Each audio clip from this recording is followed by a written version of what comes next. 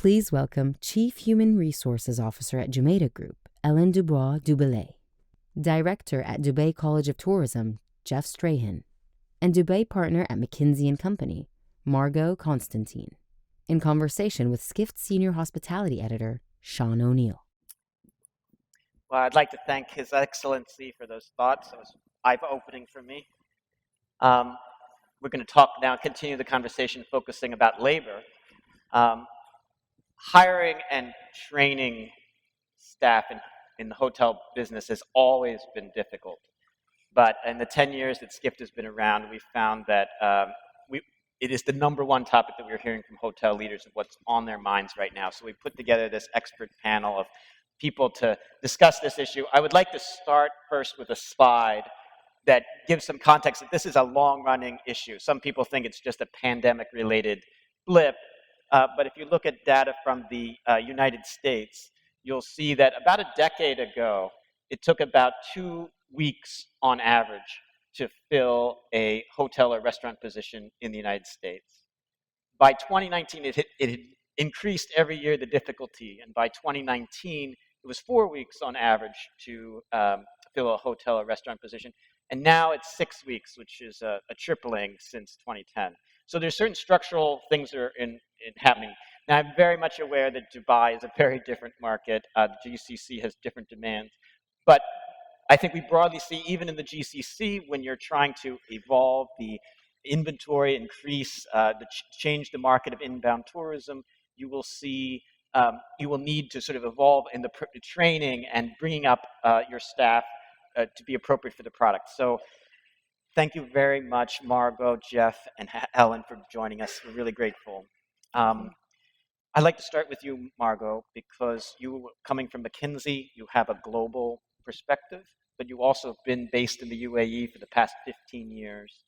And you and I were talking backstage before we came on, and you made a point that really caught my attention. I'd like to sort of just share it with the people here, which is that you sort of talked like there's the big context of the global labor overcome challenge, but in UAE, contrasting with Saudi, the labor market has sort of been evolving, and it ties into the need for authenticity that customers are expecting and how it reflects labor capital. So maybe if you could do a better job of explaining it than I just tried there.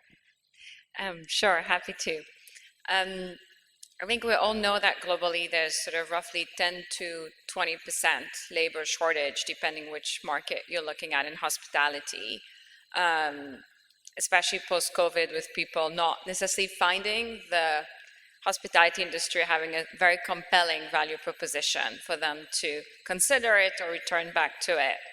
I think in the region we've been a bit more fortunate that a lot of talent has come from different skill sets, different nationalities.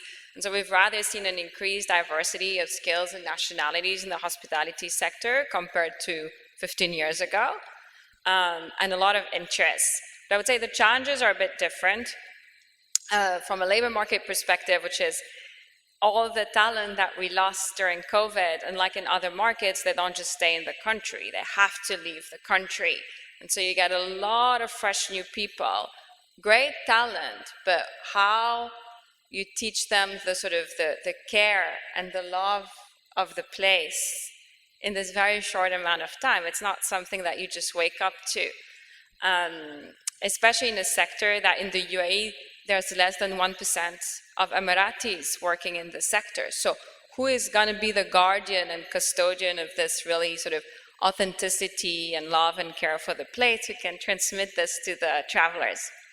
Now the good news is we've conducted quite a bit of research on Emirati youth and their interest in the sector, and we're seeing this massively picking up. I'm sure you've seen it too. But sort of 4 out of 5 young Emiratis consider travel and hospitality to be exciting career path, and about half of Emirati youth between 17 and 21 are considering actively looking for opportunities in travel and hospitality. That includes airports, airlines, hotels, etc. But that's a very, very different picture than what we had 10 years ago, or even 5 years ago. And I think it will have a really positive impact on the sector. And there's one of the reasons it'll be positive is that a certain customer segment inbound is looking for an authentic experience? Is that how to connect the dots, or? Yeah, there's something around you don't want to feel that you're in Singapore, New York, or that you could be wherever. You want to feel that you're in a certain place, and that's transmitted through climate, architecture, etc., but also very much through the people and the care and love they have for the place. Now, I know what she just said echoes very much with your views, Jeff, but I'm going to wait for a minute to get to you. So to talk to Ellen, because you have a global perspective. Jumeirah has property footprint worldwide, but you also touch some of the points that she's mentioned for the GCC region. How are you handling the labor gaps in the different markets you work in? Well, I think, thank you. I think that the labour challenges and the labour market, in particular for hospitality and travel, is always going through peaks and troughs. You know, we're more than many other industries, I think, reliant on, dependent on, you know, geopolitical, economic, social, environmental dynamics. And so I think, you know, whilst right now we're enjoying good access to talent in this market, you're right, not every one of our hotels around the world is having such a good time. And I think, you know, I think for us and for the location that we're in, the UAE, Dubai in particular, does a very good job of assessing the issues strategically and collaborating. So in education and training sectors, tourism bodies, airline partners, government agencies, and hotel operators seem to work pretty well together here to, you know, open the country up, make it a safe place to live, make it financially attractive, you know, be welcoming to people. And so we, I think, you know, the UAE could be a role model for the rest of the world. And in our particular case, you know, we spend an enormous amount of time recruiting. It's one of the things we do, you know, very robustly. I think we've been on 10 recruitment trips this year to pretty much every continent. We spend time developing MOUs with people like DCT, the KHTA, to try and attract, you know, local people into the industry early on. And we try to have programs in place that will encourage people to have careers in hospitality, because they are pretty amazing careers, as we all know. And so we in Jumeirah try to spend time, you know, we've got this thing this week called Spirit Week, where we're celebrating our employees. And so we're reminding people, not only within the company, but externally, what a great industry this is to be in. Thanks, Ellen. So, Jeff, I know you have sort of views that you've expressed before, maybe share them here, about the importance of considering human capital when you're making a plan to have a destination marketing strategy, creating a sense of place in a destination and building product. So tell us about that. Yeah, so I think you heard lots of that just recently from His Excellency right now. And he talked about the fundamentals that are underpinning the performance of the destination. And I think if you look at the destination just as a DMO, as a marketing organization, then of course you're missing an entire play, because underpinning that is your human capital.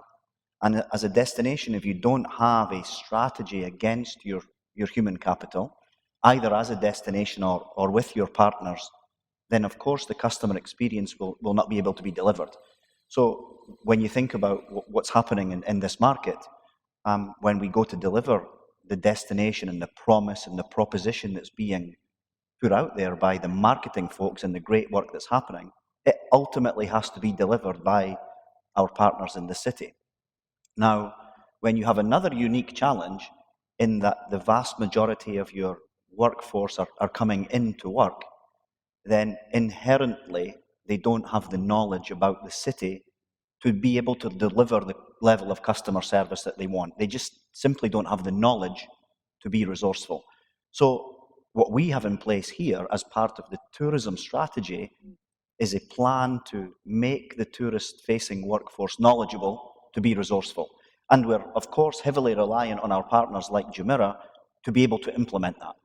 Because the hospitality partners or the airport or the airline or the taxi drivers are very focused on functional training. They need to train their workforce about the Jumeirah brand and the functional job role of creating a cappuccino or delivering the the plate to the customer on time, but they may not have the resources to develop and create the training content about the destination. And that's our role. So your role being at the Dubai College of Tourism. So you're Correct. not a traditional hospitality academy. That's one of the things we do. We do have a traditional hospitality company column, pillar of our work, but we also have this huge online platform that we make available to the industry to be able to train the workforce on key subjects like Dubai, the knowledge about Dubai, but as we mentioned earlier in the city briefing, key subjects like inclusive service, sustainable tourism, other areas that we want to ensure the tourist-facing workforce is knowledgeable about. That's critical. Makes sense.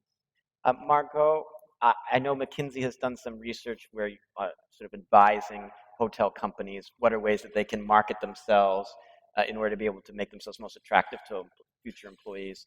Can you tell us about that? Yeah, of course. So in terms of the sort of rethinking a bit the value proposition towards younger generation and talent, there are many factors. I think one of the ones that was more interesting to me, at least, was how important sustainability was as part of the value proposition. So the industry is not necessarily perceived as being very sustainable. A lot of it is misconceptions, but sort of that perception is there in the younger generation. And we found out that has become a huge decision criteria in selecting your future employer. So we all know that more and more travelers are becoming sort of environmentally conscious, and you see a lot of figures around maybe 40% of travelers stating that they're willing to pay more for a more environmentally sustainable hotel or destination. It's yet to be proven whether they will pay, but at least in surveys, they claim that they're willing to. Employees is much higher, is actually 60%. Will place sustainability as one of the top 3 criteria in selecting their future employer. And as a result of that, you've seen some companies being quite smart around how they position certain jobs on the job market. So chefs have become organic chefs, or procurement jobs have become procurement and ESG. Carnival has sustainability officers and all of these types of roles to really sort of change a bit the perception that, no, as an industry, we care a lot about this. And so in my mind right now, the big sustainability opportunity in hospitality is maybe less with the travelers, where everyone is sort of very focused trying to understand who's willing to pay for what, but actually much more with the talent attraction and retention. Yeah. So, Ellen, I guess maybe you could talk a bit. You actually have a direct relationship with a local hospitality entity. Talk about that.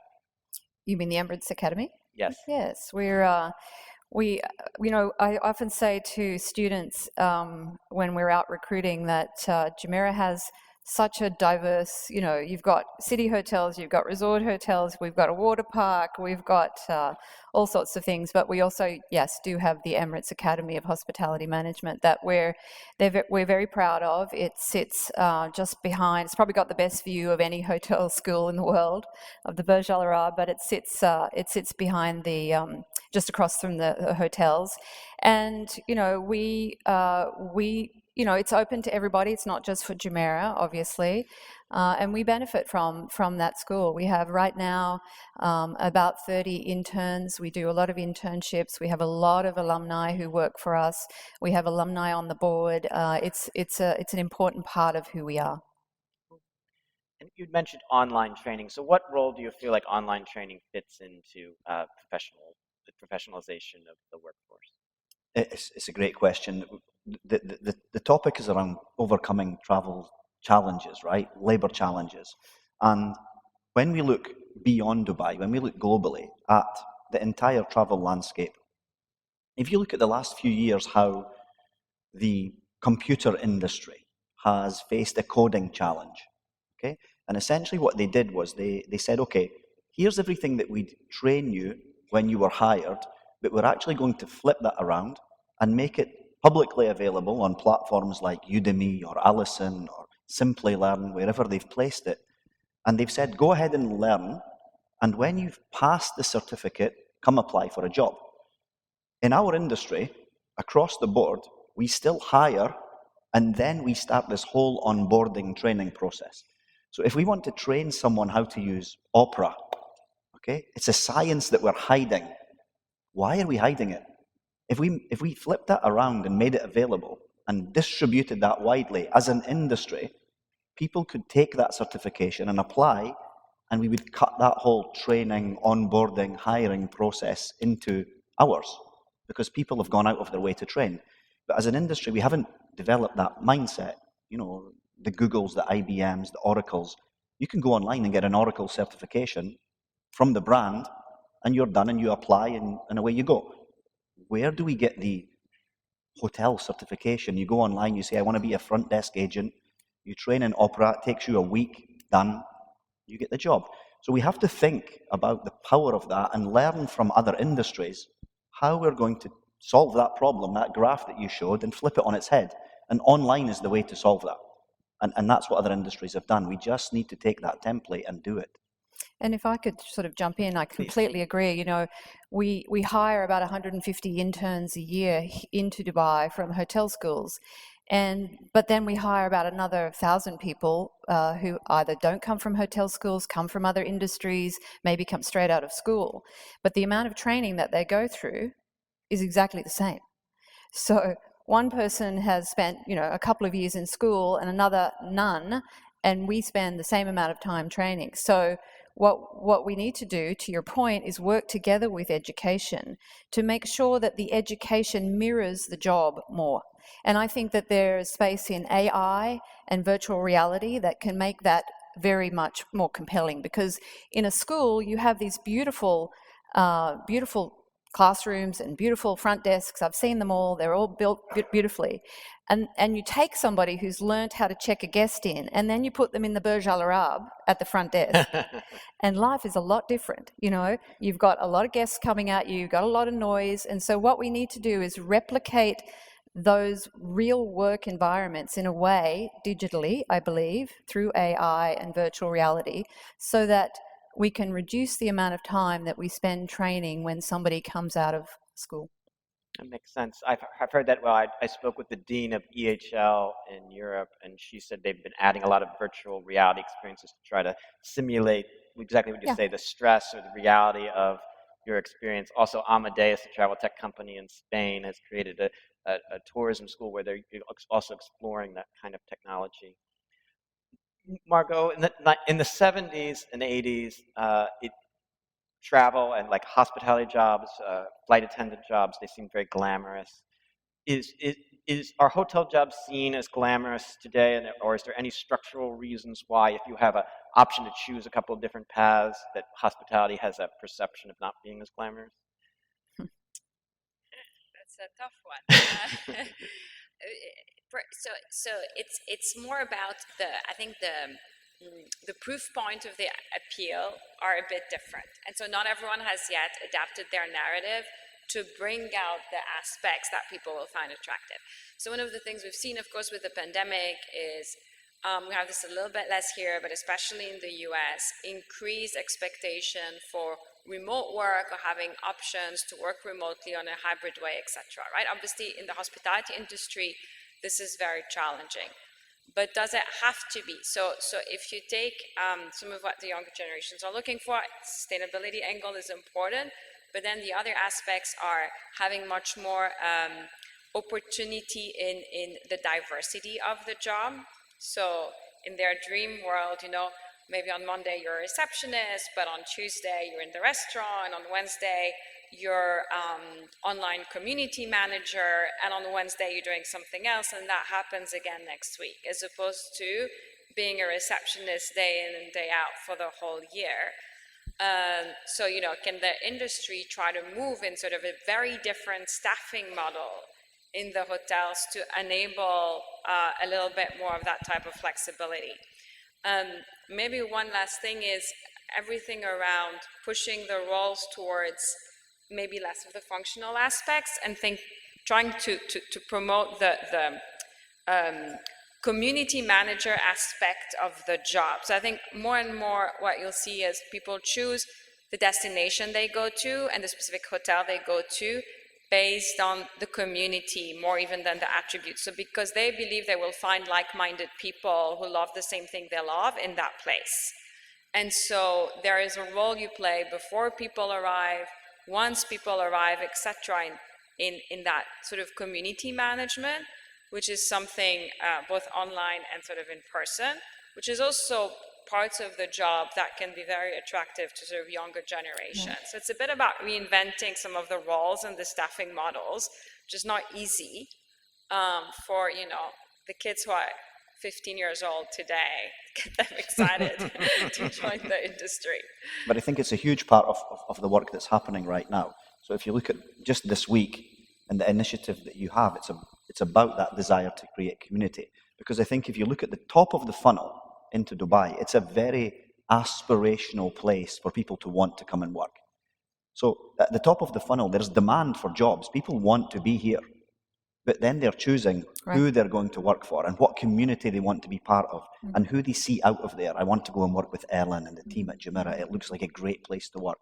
So the more you build that as a brand, but also as a city, we shouldn't really face those challenges. If you're creating a dull place to go and work in a dull city and it's not livable, you're going to face that graph, okay? But if you've got a great place to come and work and a great community and you see exactly what you're doing, we shouldn't face that challenge. And Ellen, at Jumeirah, you have programs to have people maybe rotate to different geographies. Maybe talk a bit about that. Yeah, we do. We spend a lot of time on our talent processes and talent reviews. So we review all of our people twice a year and think about where they can go to next. To your point, people, younger generation is definitely want to see the runway. They're happy to do the work, but they want to see, okay, where does this lead to and when? So we've tried to really be better at communicating that, having those conversations. We bring all the leadership team together twice a year to discuss every single manager in the company globally. And then at the other end, we spend time incentivizing leaders to ensure that people are getting promoted and developed from within. Everyone likes to keep their great talent.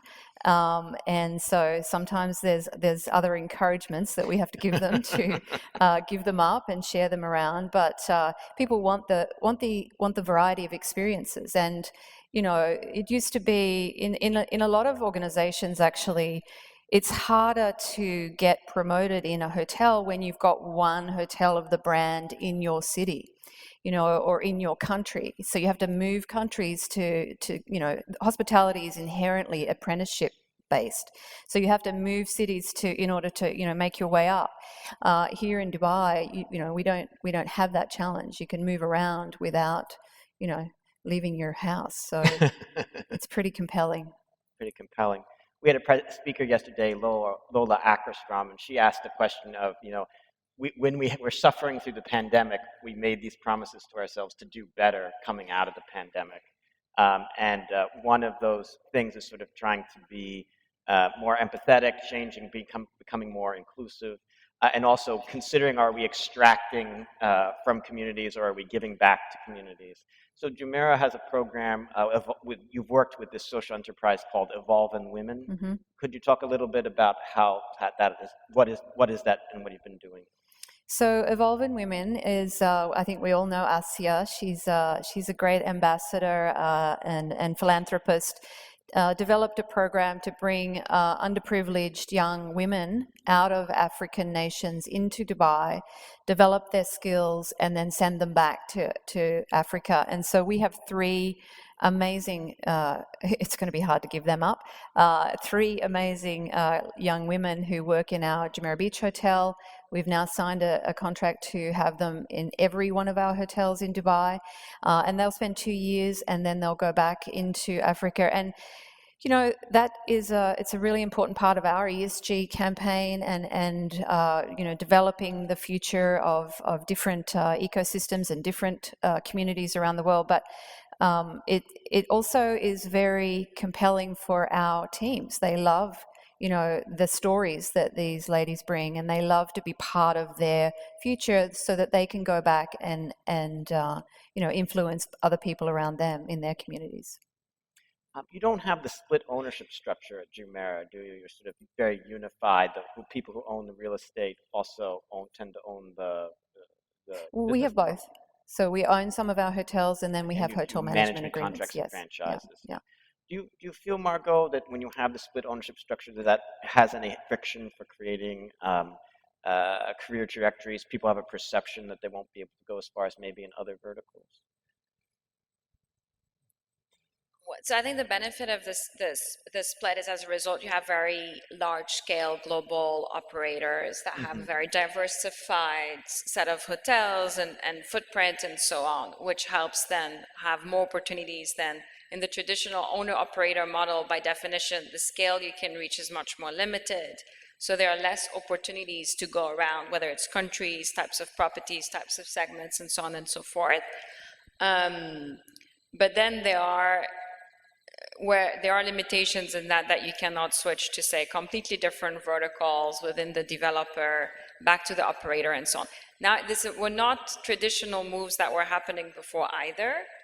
So I'm not sure that talent is missing out more, as opposed to getting the benefits from being able to work with much larger scale operators than what you were able to do, say, 20 years ago. Okay, that's helpful context. And Jeff, maybe we can close on this. We had a disability activist, Tanzila Khan, who spoke at our event yesterday, and she mentioned that several people in the hospitality industry were very helpful to her in order to be able for her to experience everything that she could. What is your view on empathy? Is it something that you hire for heart and then train the rest, or is it something that you can sort of build skills on that?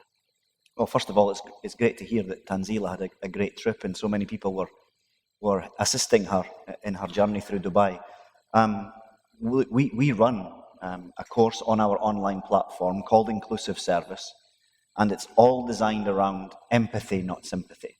And the premise of empathy from the people of determination community themselves believe that can be taught, and that the difference between empathy and sympathy can be explained, and that if we are all to act with more empathy in our daily lives, then we'll be much more inclusive as a result of that. And of course, we want that to play out across Dubai. You know, we would want everyone to go through the basic fundamental level training of understanding, putting themselves in someone else's shoes. You know, and we say that all the time in our industry, you put yourself in the customer's shoes. But being able to truly put yourself in the shoes of Tanzila is very, very difficult. You know, and if you take her journey from the aircraft, through the airport, into the taxi, into the hotel, going for dinner last night, returning back to her room, and then departing Dubai, it's a very difficult journey to put yourself in. But if we can act with empathy, then we can be much more assistive to Tanzila and everyone like Tanzila. And this morning, we just touched on an extremely important subject. In Tanzila's case, it's visible. Okay, we can see that we should act with empathy. There are many other cases where it's not visible, and we need to think about programming the product and acting with empathy when we have hidden challenges that we have to overcome in the areas of service. So that's a huge subject for us, and we're training against that all the way across Dubai. Mm-hmm. I think that's an excellent note to end on. Thank you very much. I feel like there's a great opportunity, like you were saying at the beginning of the conversation, Ellen, for the UAE and the GCC to be sort of an example on how to tackle some of these labor challenges and overcome them. Thank you. Thank you very much, all. Thank you.